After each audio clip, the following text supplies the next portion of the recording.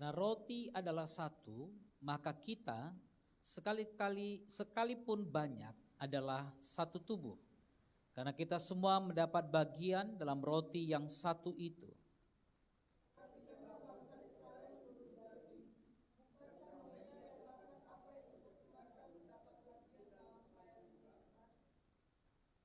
Apakah yang kumaksudkan dengan perkataan itu? Bahwa persembahan berhala adalah sesuatu atau bahwa berhala adalah sesuatu?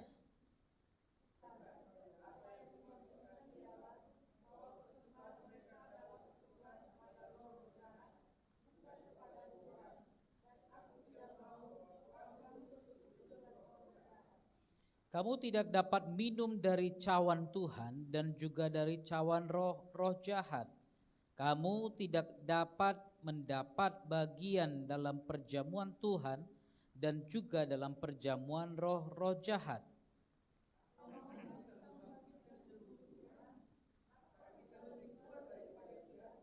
Segala sesuatu diperbolehkan, benar, tetapi bukan segala sesuatu berguna. Segala sesuatu diperbolehkan, benar, tapi bukan segala sesuatu membangun.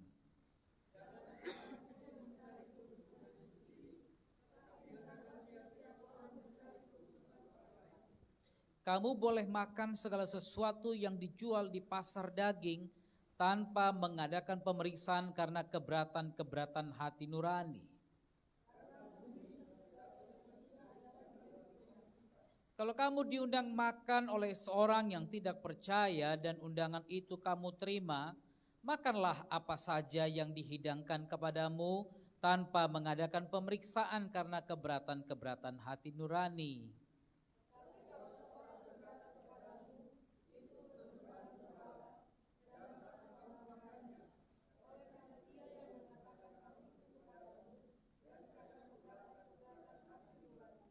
Yang aku maksudkan dengan keberatan-keberatan bukanlah keberatan-keberatan hati nuranimu sendiri, tetapi keberatan-keberatan hati nurani orang lain itu. Mungkin ada orang yang berkata, mengapa kebebasanku harus ditentukan oleh keberatan-keberatan hati nurani orang lain?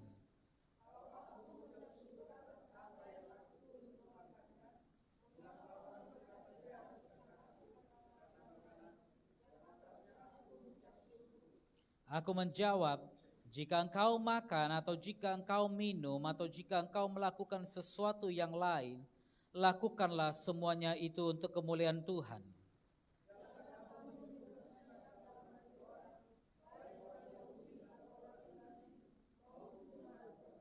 Sama seperti aku juga berusaha menyenangkan hati semua orang dalam segala hal, bukan untuk kepentingan diriku, tetapi untuk kepentingan orang banyak supaya mereka beroleh selamat.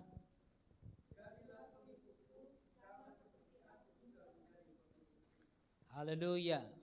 Saudara, kita sudah baca dari ayat 1 sampai ayat yang ke-14 bagaimana Paulus menyampaikan bahwa Israel sebagai satu peringatan dari Tuhan bagi kita yang hidup, bagi mereka yang hidup masa itu dan juga bagi kita yang hidup di masa ini.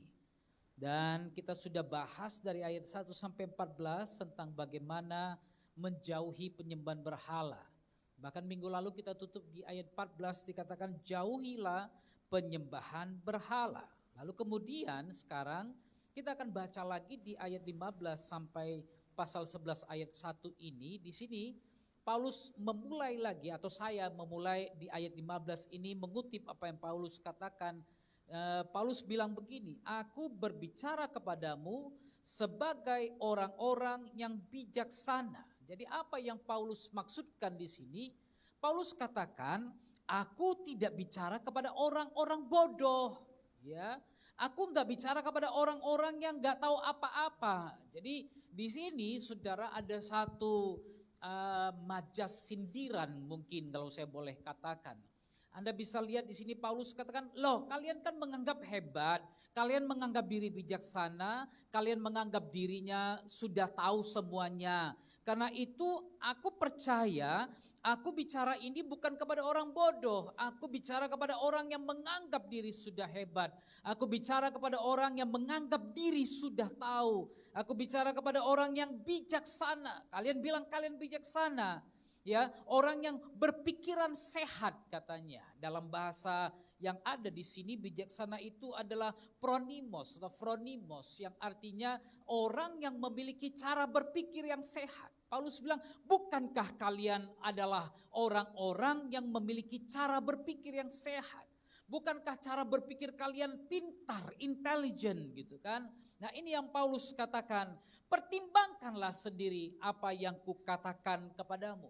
Apakah yang dari tadi kusebutkan tentang penyembahan berhala ini layak Anda pertimbangkan atau tidak? Ini yang Paulus bilang.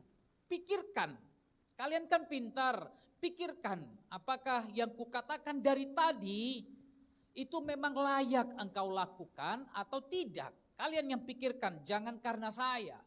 Lebih kurang beginilah yang Paulus katakan. Makanya ada beberapa ayat penting di sini bahwa apa yang terjadi kepada Israel, penyembahan berhala yang mereka lakukan dan akhirnya Tuhan menghabisi 23.000 orang di padang gurun itu peringatan. Jangan lagi kita sampai jatuh seperti itu. Dan karena itu pertimbangkan sendiri apa yang kukatakan. Karena aku mau agar kalian hidup. Aku mau agar kalian memiliki persekutuan yang begitu intim dengan Tuhan. Itu yang dikatakan Paulus kira-kira. Pertimbangkan ini. Apakah yang kusampaikan layak engkau pegang, layak engkau lakukan atau tidak? Masing-masing yang menentukan itu.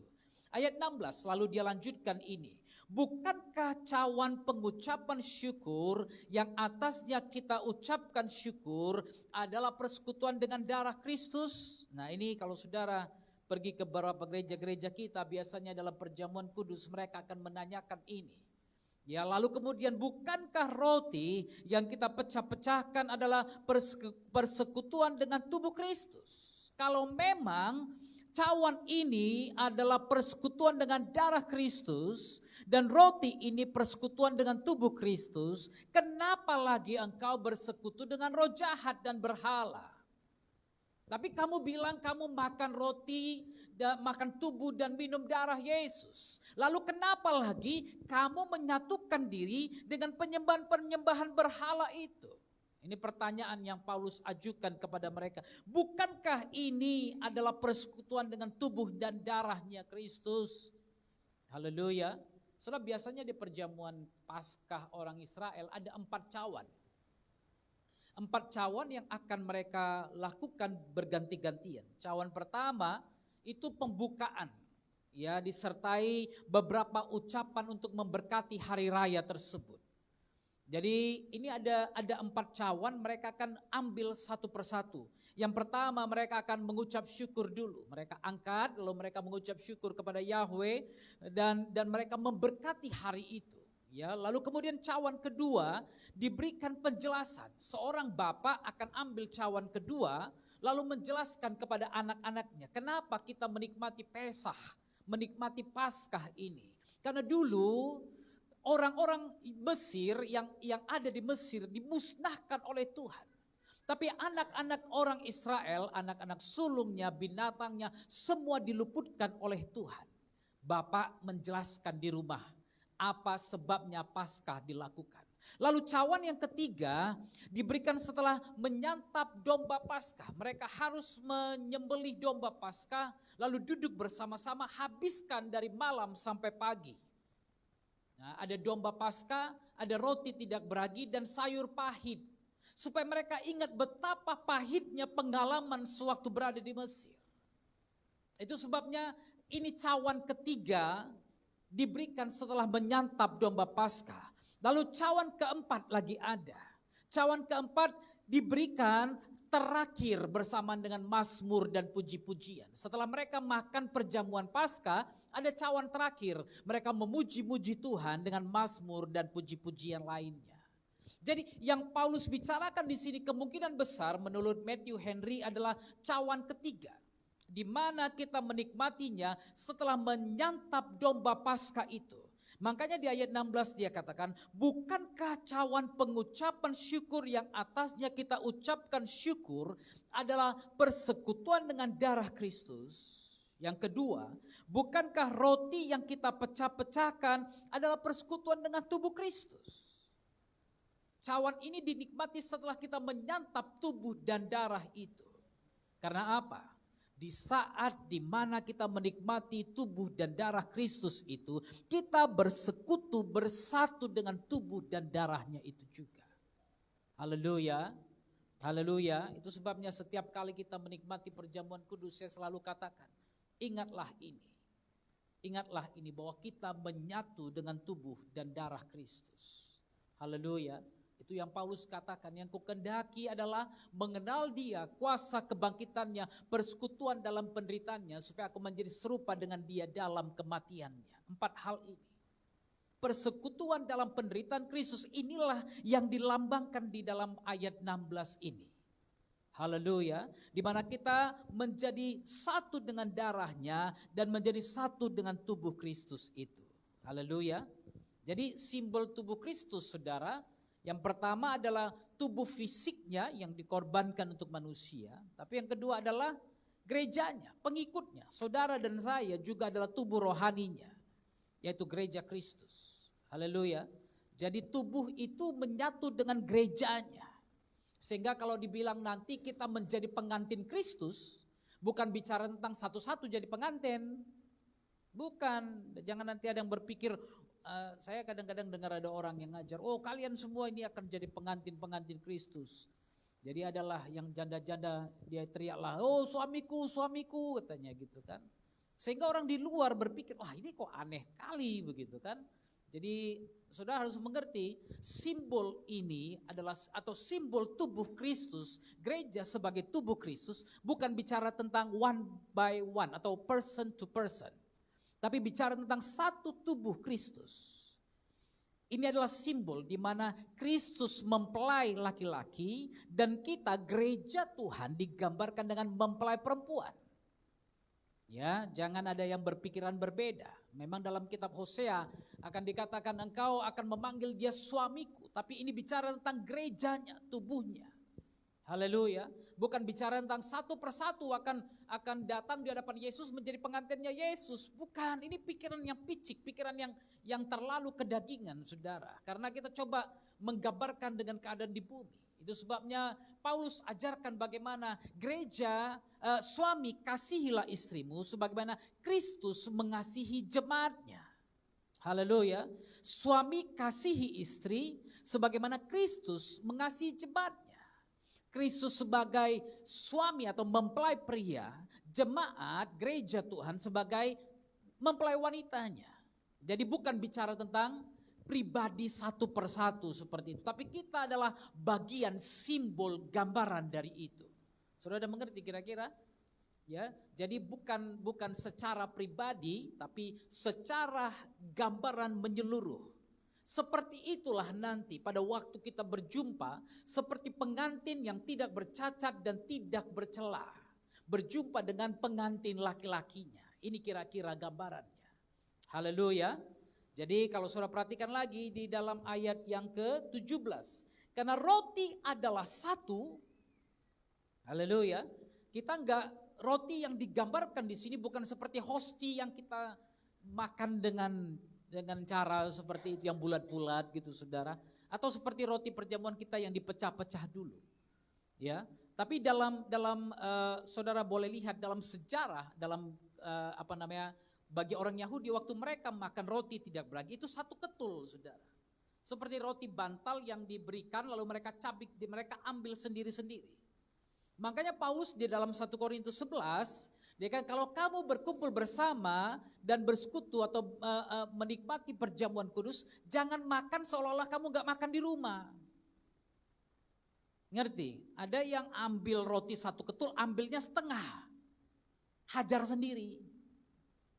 Nah ini gambarannya, jadi bukan karena, ya jadi ini rakus karena apa, dia pikir atau dia ambil setengah bawa pulang nanti di rumah bisa makan gitu kan.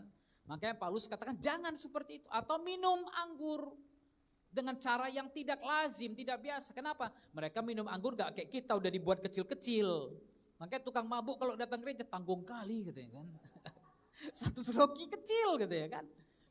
Ya, jadi kalau anggur di gereja ini saudara, makanya kadang-kadang kami taruh jus saja bukan anggur. Supaya tukang mabuk enggak rajin datang di perjamuan gitu kan. Nah, kecuali kalau dia rasa, oh ini perjamuan mantap, ini wine betul-betul gitu. Tiap minggu pertama pasti hadir dia saudara, karena apa? Mau minum wine. Nah, apa yang terjadi dalam gereja Korintus? Mereka minumnya bukan kecil-kecil, mereka minumnya pakai cawan. Saudara ngerti cawan kan? Seperti cangkir besar. Sehingga pada waktu mereka ambil roti, mereka ambil banyak-banyak, minumnya bukan satu teguk, bukan sedikit, tapi betul-betul dinikmati saudara, sampai teler mungkin.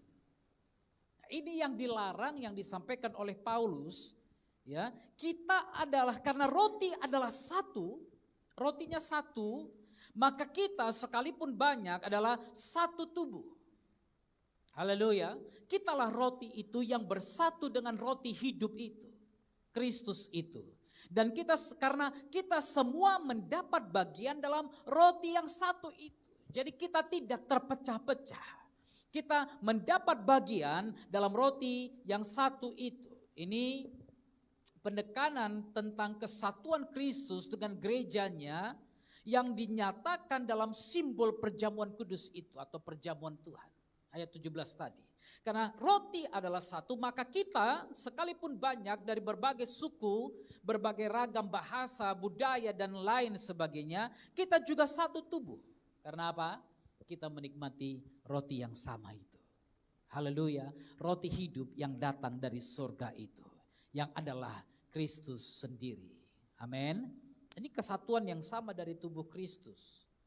Dalam 1 Korintus 12 nanti, ayat 12-13 dia bicara tentang kita sama seperti tubuh itu satu dan anggotanya banyak. Dan segala anggota itu sekalipun banyak merupakan satu tubuh. Demikian pula Kristus. Sebab dalam satu roh kita semua, baik Yahudi, Yunani, baik budak, orang merdeka, telah dibaptis menjadi satu tubuh, kan kita semua diberi minum dari satu roh. Jadi saudara, ini perlambang kesatuan kita dengan Kristus. Sehingga itu sebabnya tidak sembarangan orang yang bisa menerima perjamuan kudus. Makanya firman Tuhan katakan di pasal 11 itu, kalau kita sering baca, barang siapa makan dan minum tanpa mengakui tubuh Tuhan, ia mendatangkan hukuman atas dirinya. Itu sebabnya saya selalu ingatkan kepada orang tua, hati-hati. Jangan berikan perjamuan kudus kepada anak kecil. Jangan. Engkau mengerti makna perjamuan kudus, tapi anakmu belum. Anakmu harus mengakui tubuh Tuhan. Itu sebabnya jangan main-main dengan perjamuan kudus. Saya selalu larang, siap ini, saya bilang kembalikan ke atas. Kenapa? Ini dia. Barang siapa makan dan minum tanpa mengakui tubuh Tuhan, ia mendatangkan hukuman atas dirinya sendiri. Tapi kalau Anda berikan kepada anak Anda, ada sesuatu yang terjadi, itu urusanmu dengan anakmu. Ya, sebab itu banyak di antara kamu yang lemah dan sakit. Kalau datang hanya untuk mabuk, karena di gereja punya wine yang mantap, datangnya untuk itu, bukan untuk mengakui tubuh Kristus. Itu sebabnya banyak yang lemah dan sakit dan tidak sedikit yang meninggal. Saya selalu ingatkan saudara, Bapak Ibu, hati-hati dengan ini. Karena ini tubuh dan darah Kristus. Jangan menghinakan tubuh dan darah Kristus. Saya sering lihat di depan mimbar kadang. Ada orang-orang yang ambil roti dan anaknya nangis diberikan kepada anaknya. Saya percaya Tuhan tidak langsung menghukum kita. Tapi Anda harus berikan penjelasan kepada anak Anda. Itu sebabnya anak-anak kami pisahkan untuk bisa di sekolah minggu. Supaya Anda tidak terganggu dengan hal-hal seperti ini. Bukan karena kami gak mau saudara bersama anak Anda di sini. Tapi ada hal-hal tertentu yang anak-anak belum bisa menerimanya. Karena dia belum mengerti. Itu sebabnya kita letakkan anak kita di tempat di mana dia bisa menerima. Pengajaran di sekolah minggu, lagu-lagu sekolah minggu sesuai dengan umur mereka. Haleluya. Nanti kapan dia bisa menerima perjamuan kudus? Kalau dia sudah mengerti, kalau dia sudah mengerti silakan. Tapi kalau dia udah mengerti belum dibaptis gimana Pak? Saya percaya lebih dari pembaptisan, mengerti itu yang paling penting. Makanya di sini dibilang, barang siapa makan dan minum tanpa mengakui tubuh Tuhan. Jadi menikmati perjamuan kudus, menikmati roti dan anggur itu, tubuh dan darah itu, harus ada pengakuan. Aku percaya, makanya saya selalu tanya, percayakah saudara roti yang di tanganmu ini melambangkan tubuh Kristus yang tercabik-cabik untuk pengampunan dosa? Karena pengakuan di situ. Pada waktu Anda katakan dia, aku percaya, itu pengakuan. Anda percaya bahwa roti ini adalah tubuh Kristus dan Anda mengakuinya dengan mulutmu. Itu sebabnya saya selalu bertanya, supaya jangan saya salah juga di hadapan Tuhan, dan Anda juga salah tanpa mengakui tubuh Tuhan. Roti yang kita makan memang kelihatannya roti biasa, tapi pada waktu Anda katakan aku percaya inilah tubuh Kristus, roti itu benar-benar melambangkan pengorbanan Kristus, tubuh yang tercabik-cabik itu bagi kita.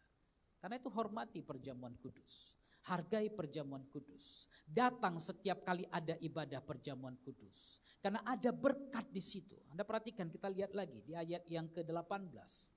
Perhatikanlah bangsa Israel menurut daging. Bukankah mereka yang makan apa yang dipersembahkan mendapat bagian dalam pelayanan mezbah? Haleluya. Yaitu korban yang dipersembahkan di atasnya.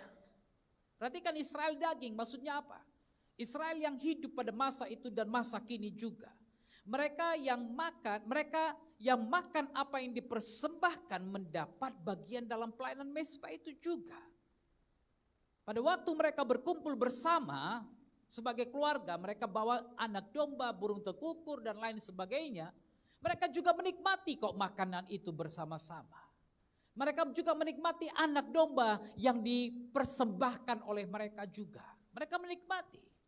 Orang-orang yang diperbolehkan makan dari korban persembahan dianggap mengambil bagian dari korban persembahan itu sendiri. Haleluya. Sebagai sesuatu yang diperuntukkan bagi mereka dan dikuduskan dengan. Jadi apa yang dipersembahkan itu kudus.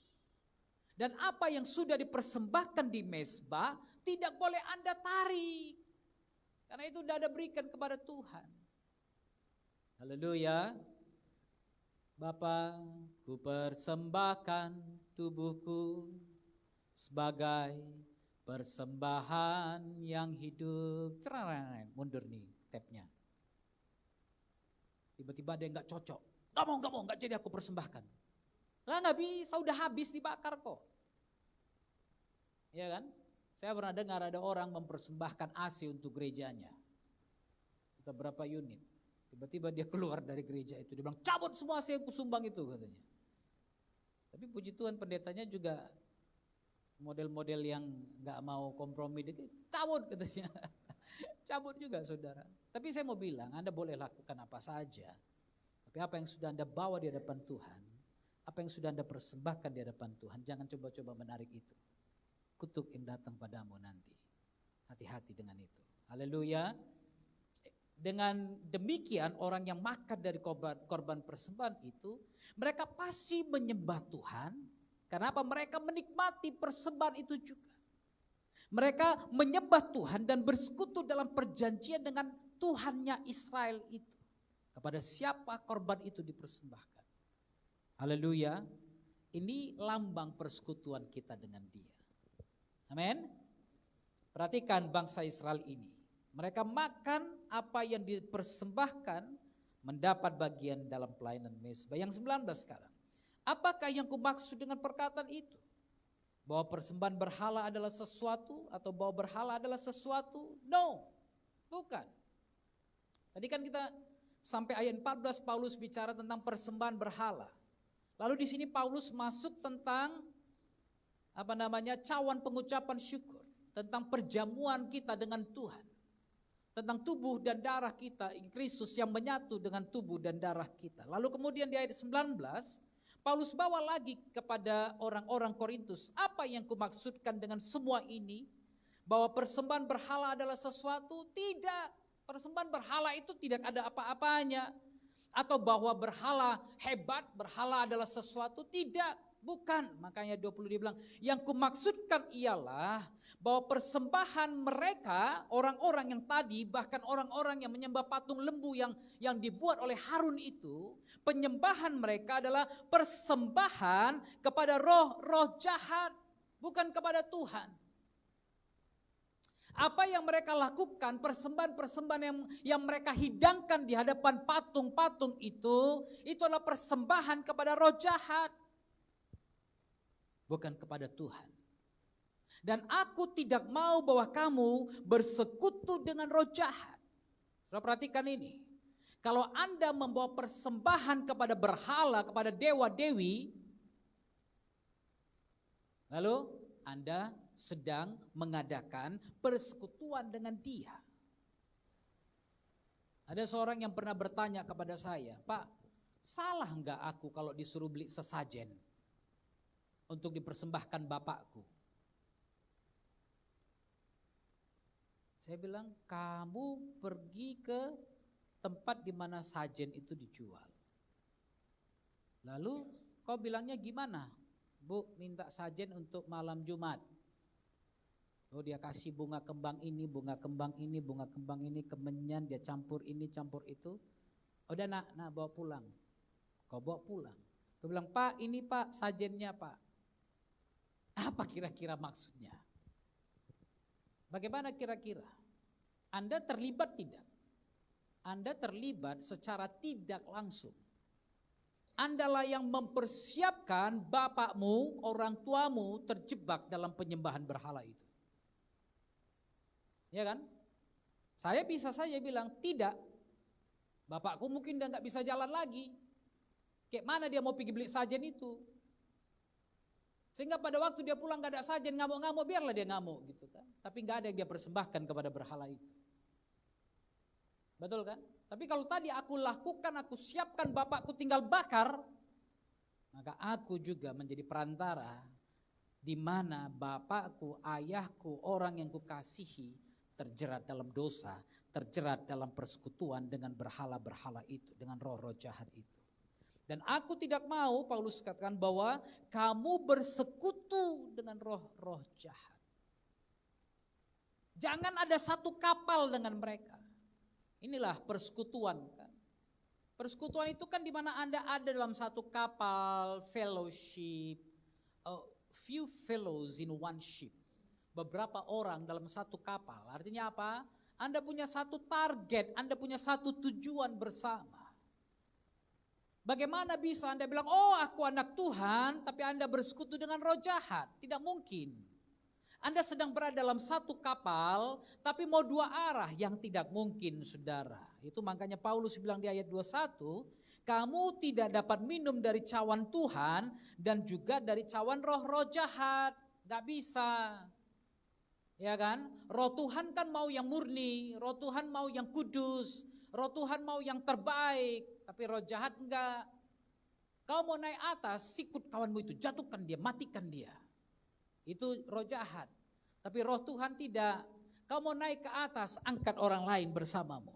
Tiap kau naik satu langkah, angkat orang lain bersamamu. Tiap kau naik satu langkah, angkat lagi orang lain bersama denganmu.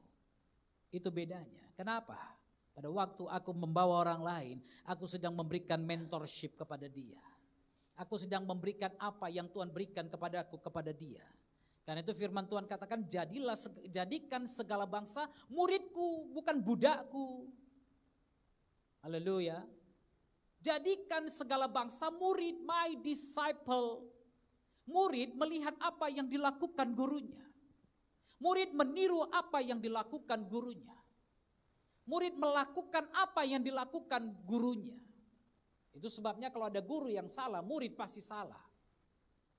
Ya kan? Kalau ada guru mengartikan sesuatu dengan cara yang salah, maka murid pasti mengartikan apa yang disampaikan dengan cara yang salah. Udah pasti itu. Ya kan? Itu sebabnya saudara, Anda tidak bisa bilang, oh aku cuma satu kapal Pak, tapi arahnya kan beda. Gimana mau beda? Pecahkan dulu kapalnya baru Anda bisa terapung-apung dia sendiri, engkau sendiri. Ya kan? Makanya kamu tidak dapat minum dari cawan Tuhan dan juga dari cawan roh jahat. Kamu gak bisa ambil bagian bersamaan. Ku mau cinta Yesus selamanya. Tapi Pak, gimana lah Tuhan, gimana Tuhan? Aku harus kuburkan mamaku dengan cara-cara yang agama yang dulu. Kalau enggak gimana, siapa lagi yang kubur mamaku? Disinilah yang Yesus maksud, biarkan orang mati menguburkan orang matinya. Bukan Yesus katakan Anda tidak bisa menguburkan karena dia beda agama. Kita enggak seperti itu, saudara. Kami punya beberapa nenek-nenek yang kami kasihi, kakek yang tinggal di rumah kami meninggal. Lalu kemudian mereka tanya mau dikubur secara apa? Oh, kakek saya mau dikubur secara agama yang lama. Kami panggil pendeta yang dari agama lama. Kami sediakan biaya yang dibutuhkan untuk itu. Kami lakukan kremasinya. Kami tetap menghargai kakek kami. Tapi kami tidak ambil bagian dalam penyembahan-penyembahannya. Haleluya, enggak bisa. Saya enggak bisa bilang, oh iyalah sekalilah, terakhir kalilah menghormati kakek, iyalah sembahyang. Enggak bisa, saudara. Enggak bisa. Itu namanya aku taruh satu kakiku di dalam perahu itu. Kalau satu kaki dalam perahu lebih bahaya, saudara. Waktu perahunya jalan Anda tenggelam. Pasti Anda jatuh. Iya kan? Itu sebabnya kamu enggak bisa minum dari dua cawan sekalian. Karena cawan yang satu berbicara tentang penderitaan dan persekutuan dengan Kristus. Tapi cawan yang lain bicara tentang persekutuan dengan roh-roh jahat. Roh jahat pasti jahat. Intensinya, tujuannya, maksudnya pasti jahat. Berbeda dengan roh Tuhan. Haleluya. Kamu tidak dapat mendapat bagian dalam perjamuan Tuhan dan juga dalam perjamuan roh-roh jahat. Duduk di situ. Lalu kemudian cerita-cerita menikmati atau sama-sama menyembah. Gak bisa. Kamu gak bisa dapat bagian dalam perjamuan Tuhan, duduk semeja dengan Tuhan. Lalu kemudian mau duduk semeja dengan roh-roh jahat. Gak bisa. Tidak mungkin akan bisa, sampai selamanya ini akan bertolak belakang. Karena gelap tidak dapat menyatu dengan terang. Apakah persamaan antara gelap dengan terang? Kata firman Tuhan. Iya kan? Gak mungkin. Kalau ada terang, gelap sirna. Saya selalu katakan, kalau Anda matikan lampu di ruangan ini, gelap itu ada. Tapi ketika terang datang, hilangkah gelap itu? Tidak, gelap itu tetap ada di sini. Tapi kegelapan tidak menguasai terang itu. Itu yang dikatakan Yohanes pasal 1 tentang Yesus. Dia datang ke dalam dunia, dia adalah terang, tapi kegelapan tidak dapat menguasai dia. Karena pada waktu terang itu ada, gelap tidak bisa menguasai terang. Justru terang menguasai gelap. Haleluya. Itu sebabnya Anda gak bisa bilang, dalam nama Yesus tidak lagi ada kekerasan, tidak ada lagi kejahatan di sekitarku. Gak bisa. Itu tetap ada. Itu pekerjaan setan. Kematian tetap akan ada. Bahkan mungkin di antara keluarga kita akan tetap ada kematian dan lain sebagainya. Tapi bersama Yesus kita bisa mengatasi itu. Kita bisa melewati itu. Haleluya. Atau maukah kita bangkitkan cemburu Tuhan? Oh, bahaya ini saudara. Karena engkau bersekutu dengan dunia, bersekutu dengan Tuhan, lalu kau mau bangkitkan cemburu Tuhan, kau kompromi. Kan gak dilihat pendeta, kan gak dilihat suamiku, gak dilihat istriku, gak dilihat anakku, gak dilihat siapa lagi orang gerejaku. Aku kompromi lah sekali-sekali, gak apa-apalah. Ini kan agama leluhur, aku ya datanglah sembahyang-sembahyang di situ. Ya kan? Kadang-kadang kan kita gitu juga, panggil opung, ayo panggil opung, bakar lilin. Lah iyalah, kan mamaku yang suruh, ya udahlah. Maukah kau bangkitkan cemburu Tuhan? Mari periksa diri sendiri. Adakah sesuatu yang Anda buat karena Anda berada di tengah keluarga, Anda jadi kompromi dengan dosa itu? Dan engkau membangkitkan cemburu Tuhan. Engkau buat Tuhan marah denganmu. Sehebat itukah engkau? Ini yang Paulus bilang, apakah kita lebih kuat daripada Tuhan? Beraninya kau bangkitkan cemburu Tuhan. Ingat firman Tuhan katakan, dia, Tuhan itu adalah api yang menghanguskan. Kepada orang Israel dalam Keluaran dia bilang, aku Tuhanmu adalah Tuhan yang pencemburu. Yang membalaskan kesalahan anak kepada bapaknya kalau tidak taat. Dia Tuhan yang cemburu. Jangan menduakan hatinya. Anda pun gak senang diduakan hatinya kan? Adakah istri yang senang suaminya mendua hati? Suaminya perhatian sama orang lain aja cemburu. Iya kan? Apalagi mendua hati, saudara. Makanya Yakobus bilang orang yang mendua hati tidak akan tenang. Iya kan? Suami perhatian sama mama aja istri bisa cemburu. Coba pikir, ada istri yang cemburu karena suaminya perhatian sama mama. Atau sebaliknya, ada suami yang cemburu karena istrinya perhatian kali sama mamanya atau bapaknya. Makanya dalam keluarga saya selalu katakan, prioritaskan keluarga intimu, bukan keluarga besarmu. Supaya tidak ada kecemburuan-kecemburuan seperti ini terjadi. Ya kan? Boleh, Anda boleh bersekutu dengan keluarga besarmu, tapi keluarga intimu yang paling harus Anda jaga. Saya selalu ingatkan saudara, dan saya ingatkan lagi hari ini. Apakah engkau lebih hebat dari Tuhan sehingga kau bilang, wah gak apa-apa aku serahkan semua kepada Tuhan.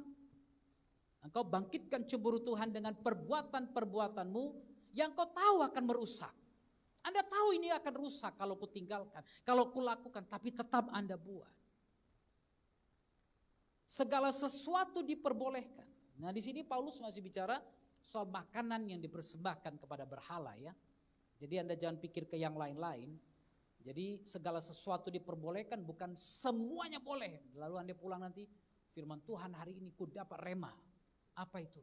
Segala sesuatu diperbolehkan. Mulai hari ini semua boleh kulakukan. Nah bukan saudara ya. Harus mengerti di sini konteksnya bicara tentang makanan yang dipersembahkan kepada berhala atau perbuatan yang dilakukan kepada berhala. Jadi masih konteks tentang makanan.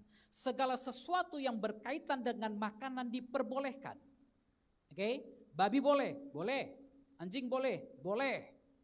Rusa boleh, boleh. Unta boleh, boleh. Apalagi meja boleh, boleh kalau kuat. Ya kan? Kalau enggak kuat jangan. Katanya kan kalau pokoknya semua yang berkaki 4 ku makan gitu kan. Meja ku makan, kursi ku makan, kalau enggak keras. Kalau keras ya terpaksa lah nggak bisa Pak gitu kan. Tapi kalau mejanya misalnya dari lembu yang dikeringkan, boleh hajar. Mana tahu Anda buat penemuan kan meja dari lembu atau kerbau gitu kan, kaki 4 di atasnya ada, kapan perlu uang Pak tinggal rebus gitu kan. Kapan gak ada uang tinggal panggang Pak dari bawah hidupin api atasnya congkel-congkel dikit gitu kan. Terserahlah. Segala sesuatu yang berkaitan dengan makanan diperbolehkan benar. Tapi, kok ada tapi, bukan segala sesuatu berguna.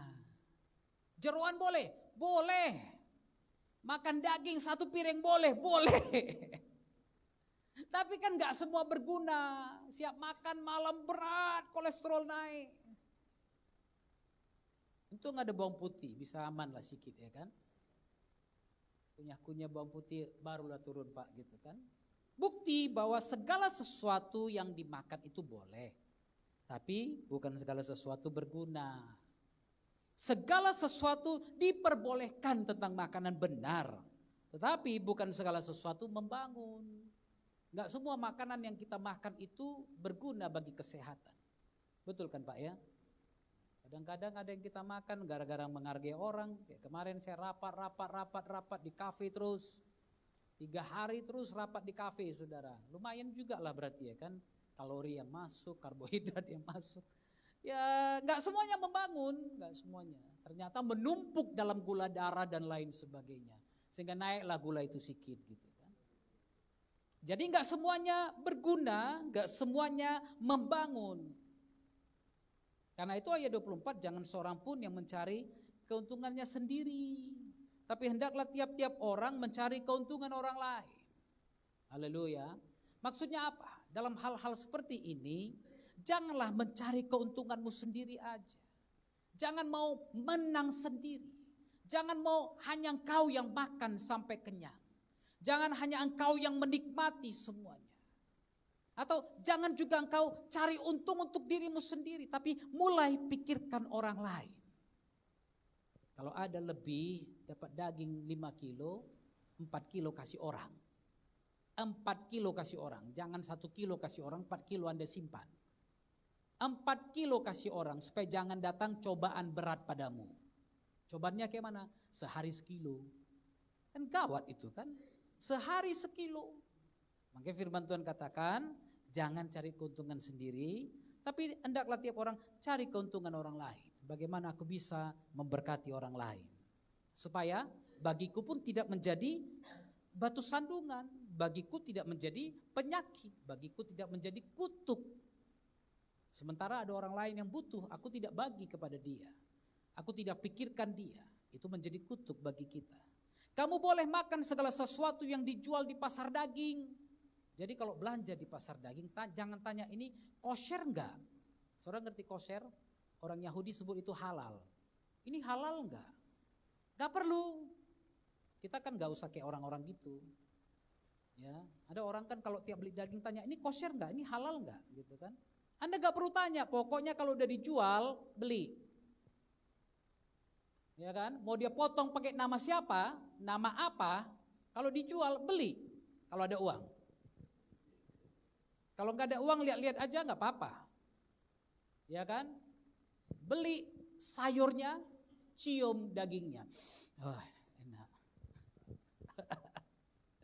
Haleluya. Boleh makan.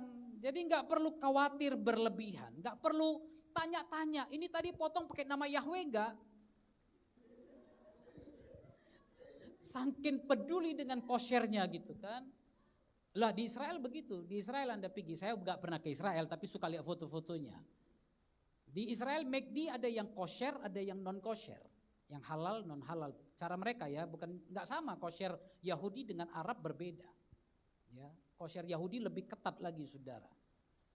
Anda pergi KFC, ada KFC kosher, ada non kosher. Jadi nggak semuanya sama ya.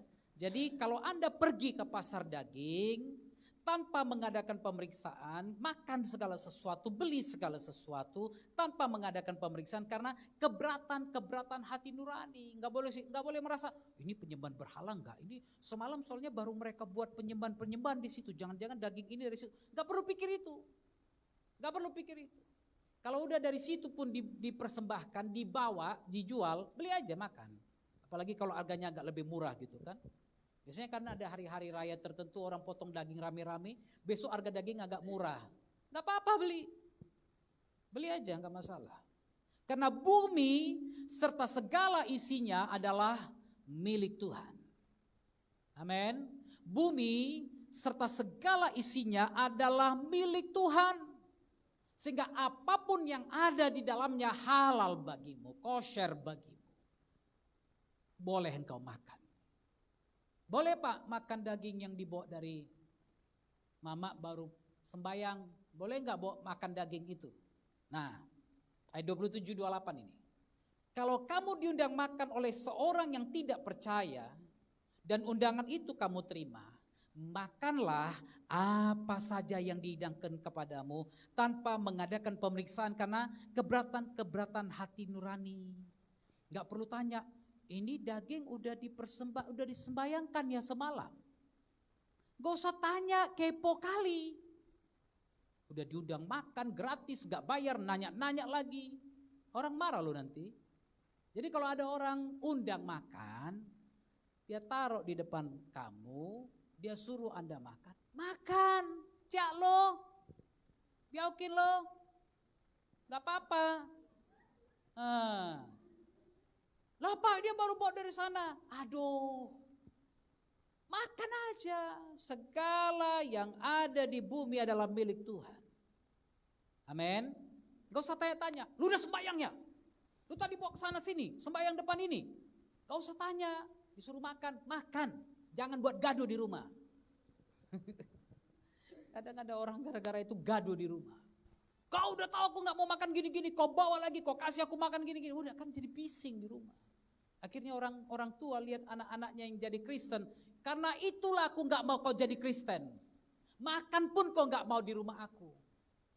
Haleluya. Gak usah bawa piring ke rumah orang tuamu kalau makan. Kalau datang. Takut nanti piringnya kurang kosher. Di rumah orang tuanya. Kan ada orang gitu kan. Kalau udah masuk agama sesuatu. Datang ke rumah mamanya pun bawa piring. Takut dia ada yang gak betul di rumah mamanya. Itu di rumah mamanya dari kecil dia makan sampai dia umur berapa. Tapi kalau Anda anak-anak Tuhan gak perlu begitu. Haleluya. Ada piring yang paling jorok pun dikasih untukmu, sengaja ditaruh, mau dilihat mamamu kau makan gak dari piring itu. Karena dulu gak pakai piring, ku taruh di tanah pun ku suapin makan ya kau katanya. Sekarang kok sok kau bawa piring dari rumah. Kalau dikasih makan. Gak usah tanya-tanya. Amin. Kecuali kalau misalnya ditaruh darah, aku tanya itu. Ini darah, ada darahnya. Bisa gak aku yang gak pakai darah? Nah itu saya tanya. Jangan lihat udah ada darah. Mantap saksangnya ini katanya. Lidah pun keluar-keluar. Pak Oktav bilang jangan tanya, makan saja katanya kan. Jangan, beda kawan. Beda status. Ya kan? Kalau yang ini kau lihat di depan matamu ada yang tidak benar dan firman Tuhan katakan kalau engkau bahwa ada 3 hal. Yang salah satu adalah makanan yang daging yang dicekik lalu kemudian darah dari binatang. Itu tidak boleh Anda makan. Haleluya. Oke, ayat 28. Tapi kembali ada tapi. Kalau lu sedang makan uang, tiba-tiba ada yang bilang atau Lin, tiba-tiba ada yang bilang, lah ini baru ku sembayangin, lu boleh makan. Ini lihat, janganlah engkau memakannya. Bukan karena aku gak boleh makan, tapi karena dia yang mengatakan hal itu kepadamu dan karena keberatan hati nurani dia. Mungkin ini ada kawan, abang, kakak bilang, loh ini kan udah disembayangkan, kok kau makan hari ini? Biasa kau gak mau makan gitu kan. Tapi bisa aja, kalau itu masih bisa Anda jawab, wah selama ini aku gak tahu. Sekarang aku makan aja bilang. Karena berhala itu gak ada apa-apanya bagi kita. Berhala itu gak bisa masuk dari tubuhku melalui makanan. Bukan karena aku makan aku jadi kerasukan kayak dia. Haleluya. Tapi kalau ada orang keberatan, dia bilang, jangan kau makan, kau gak Kristen, kau gak boleh gini, kau bukan agama kami, gak boleh. Jangan jadi batu sandungan untuk dia. Kalau dia keberatan kamu makan, jangan makan. Yang kumaksudkan bukanlah keberatan hati nuranimu sendiri. Bukan karena Anda bilang, ini yang disembayangkan kepada berhala, aku gak boleh makan. Bukan. Tapi keberatan hati nurani orang itu. Orang itu.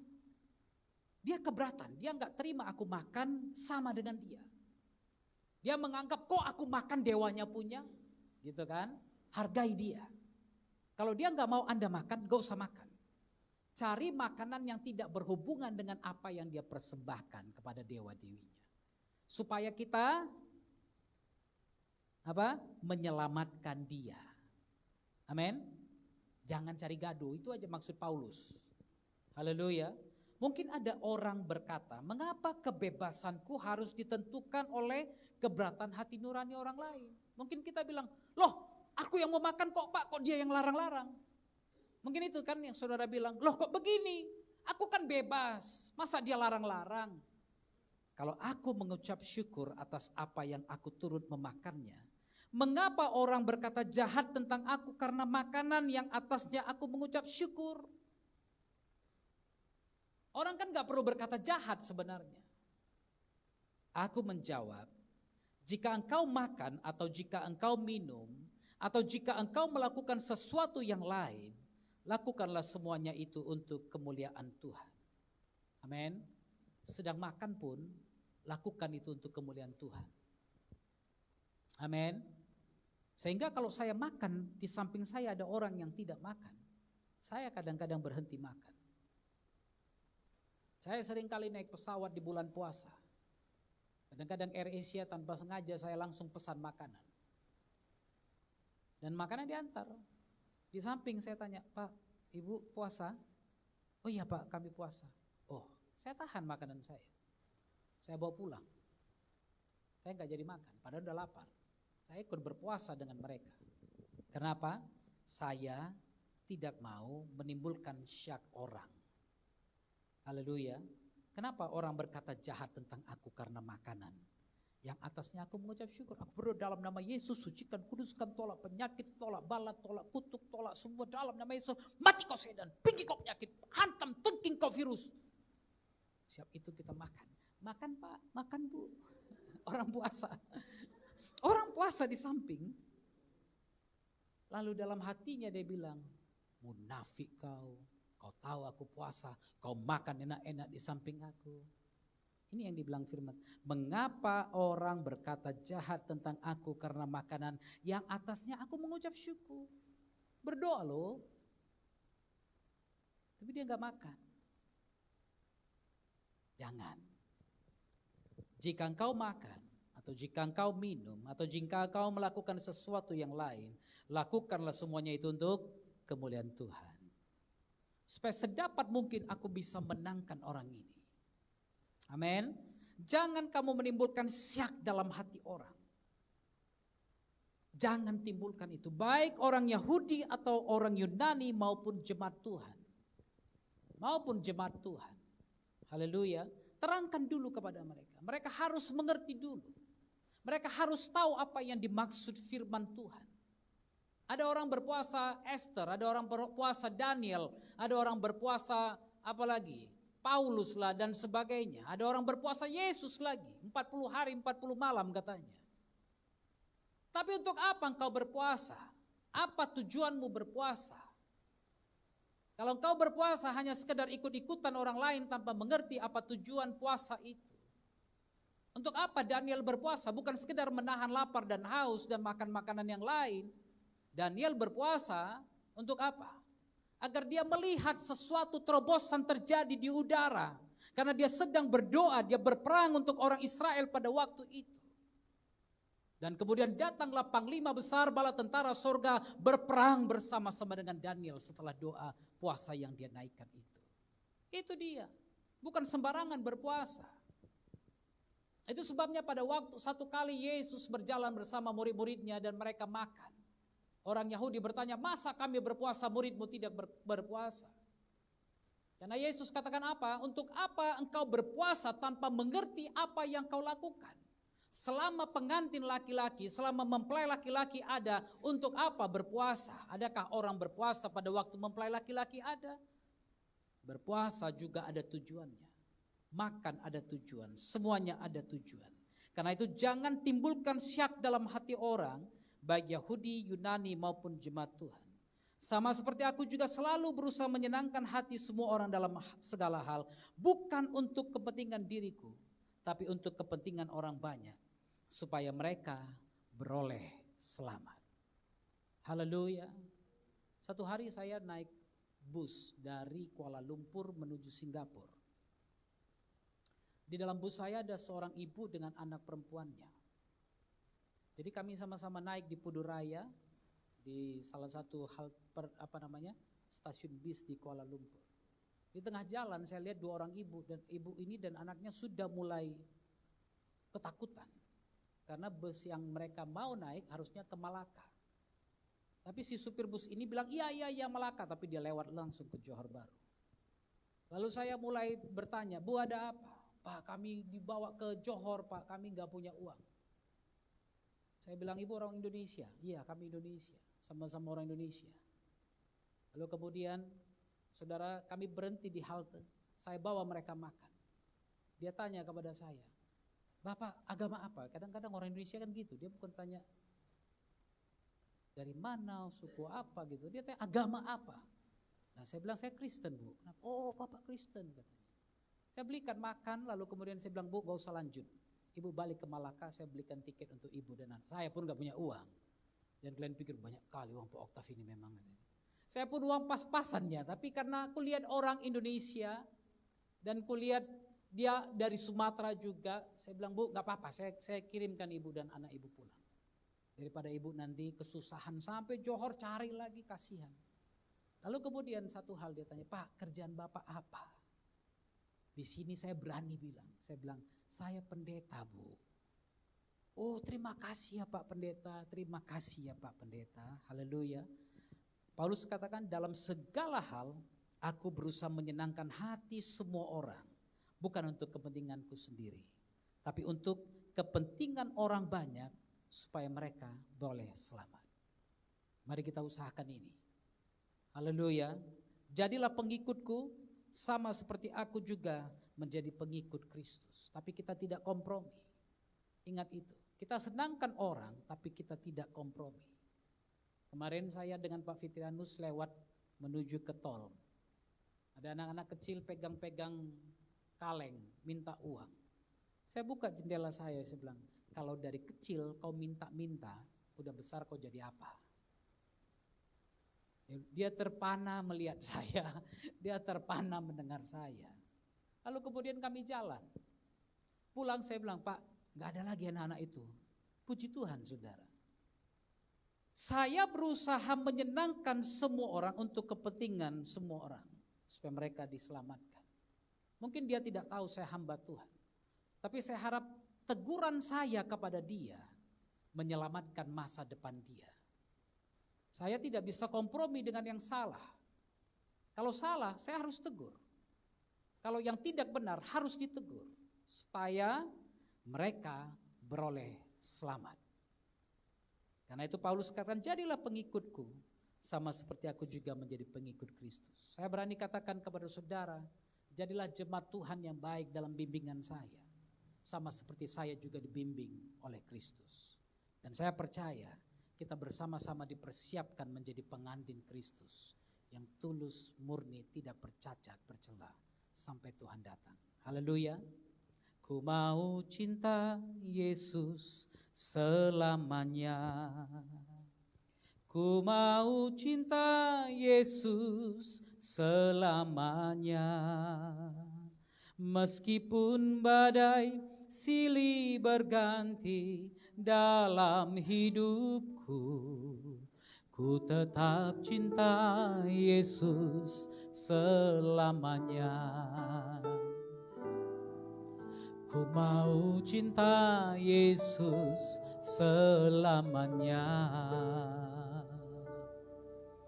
Ku mau cinta Yesus selamanya. Meskipun badai silih berganti dalam hidupku, ku tetap cinta Yesus selamanya. Panggil dia Aba Bapa. Ya Aba Bapa, ini aku anakmu, layakkanlah seluruh hidupku. Ya Aba Bapa, ini aku anakmu, pakailah sesuai dengan rencanamu. Panggil dia Aba Bapa. Haleluya. Aba Bapa, ini aku anakmu, layakkanlah seluruh hidupku. Ya Aba Bapa, ini aku anakmu, pakailah sesuai dengan rencanamu. Haleluya.